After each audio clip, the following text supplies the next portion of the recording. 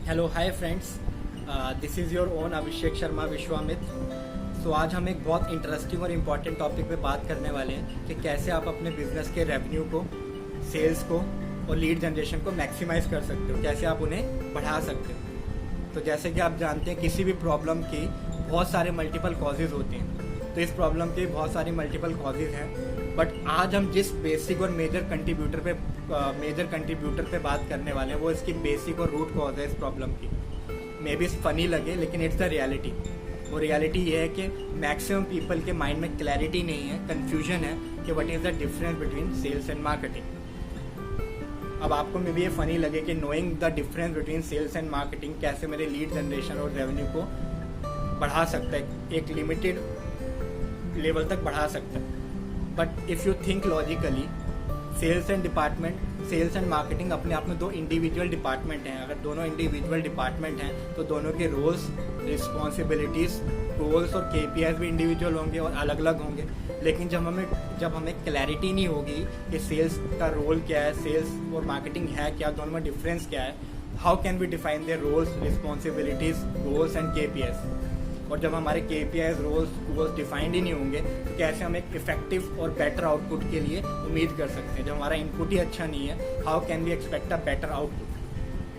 KPI क्या होता है? Key performance indicator. As the name suggest, जो हमारे परफॉर्मेंस को इंडिकेट करता है। एक डिपार्टमेंट के, एक कंपनी के, एक इंडिविजुअल के, एक एम्प्लॉय के परफॉर्मेंस को इंडिकेट करता है कुछ पैरामीटर्स के बेसिस पे। एक टारगेट से कितना डेविएट कर रहा है, कितना एक्चुअल अचीव कर रहा है और कैसे हम उसको इम्प्रूव कर सकते हैं। So this is the importance of knowing the exact difference between sales and marketing. तो exactly sales and marketing में difference क्या है, let us know। उससे पहले जानते हैं बिजनेस होता क्या है। तो कोई भी बिजनेस जो होता है दो चीज़ों से मिलकर बनता है। एक होता है आपका इनोवेशन क्या होता है? आपके प्रोडक्ट या सर्विस जिसका आप बिजनेस कर रहे हो। तो दूसरा होता है आपका मार्केटिंग स्ट्रैटेजीज। तो innovation plus marketing strategies when combined make one complete business. और उस मार्केटिंग स्ट्रैटेजी का एक छोटा सा पार्ट होता है, स्मॉल सबसेट होता है सेल्स। तो सबसे पहले हम जानते हैं कि व्हाट इज मार्केटिंग।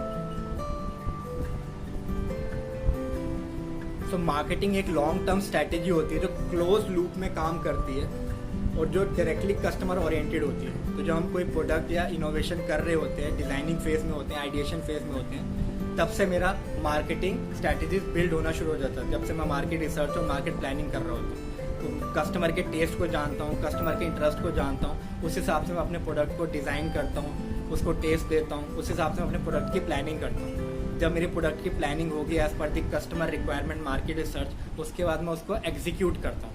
तो एग्जीक्यूट में भी डिफरेंट डिपार्टमेंट्स रहते हैं। For example HR department, finance department, operation department, sales department, जो अपने रोल्स, KPIs के हिसाब से अपने फंक्शंस को करते हैं। फिर उसके बाद आता है आपका फीडबैक। नेक्स्ट स्टेज आता है फीडबैक का, जिसमें आपके दो तरह से फीडबैक आते हैं, एक इंटरनल और एक एक्सटर्नल। इंटरनल जो आता है आपके within the organisation, within the आपके डिफरेंट डिपार्टमेंट से या डिफरेंट एम्प्लॉय से आपको फीडबैक मिल रहा है जो प्रॉब्लम फेस कर रहे हैं या जो सजेशंस वो दे रहे हैं। दूसरा होता है एक्सटर्नल फीडबैक जो आपके एंड यूजर से आपको मिल रहा है, दैट इज योर कस्टमर। इन दोनों फीडबैक का फिर क्या किया जाता है? एनालिसिस स्टेज में उनका एनालिसिस किया जाता है कि कौन से फीडबैक मेरे लिए इम्प्लीमेंटेबल हैं, वैल्यू एडिशनेबल हैं। उन फीडबैक को इम्प्लीमेंट किया जाता है दोबारा से आइडिएशन स्टेज पे या फिर प्लानिंग या स्ट्रैटेजी स्टेज पे। उस इम्प्लीमेंटेशन के बाद आप उसमें नेसेसरी मॉडिफिकेशंस की जाती हैं और ये साइकिल कंटिन्यूसली चलती रहती है। तो मार्केटिंग स्ट्रैटेजी जो है कंटिन्यूस साइकिल है जो कंटिन्यूसली चलती रहती है और डायरेक्टली अटैच्ड है कस्टमर से, कस्टमर ओरिएंटेड स्ट्रैटेजी है। तो जितनी भी आप एड्स देखते हैं, फॉर एग्जांपल अमूल दूध पीता है इंडिया, या फिर डर के आगे जीत है, थम्स अप, ये जितनी भी डिफरेंट एड्स आ रही हैं, ये क्या है? डायरेक्टली आपके इमोशन से अटैच हो रही हैं। ये रियल टाइम प्रॉब्लम्स को उठाती है जो आप डे टू डे लाइफ में फेस करते हो। सबसे तेज घड़ी क्या कर रहा है? रियल टाइम प्रॉब्लम उठा रहा है और आपसे इमोशन से अटैच कर रहा है, एक ट्रस्ट बिल्ड कर रहा है, एक ब्रांड बिल्ड कर रहा है। तो that is the real aim of the marketing. उस हिसाब से हमें उसके KPIs डिफाइन करने पड़ेंगे, गोल्स डिफाइन करने पड़ेंगे। जो यहाँ से लीड जनरेट होती है मार्केटिंग से, उसको आगे कैरी फॉरवर्ड करता है सेल्स डिपार्टमेंट, जो डायरेक्टली अपने, that is not customer oriented, that is product और सर्विस ओरिएंटेड।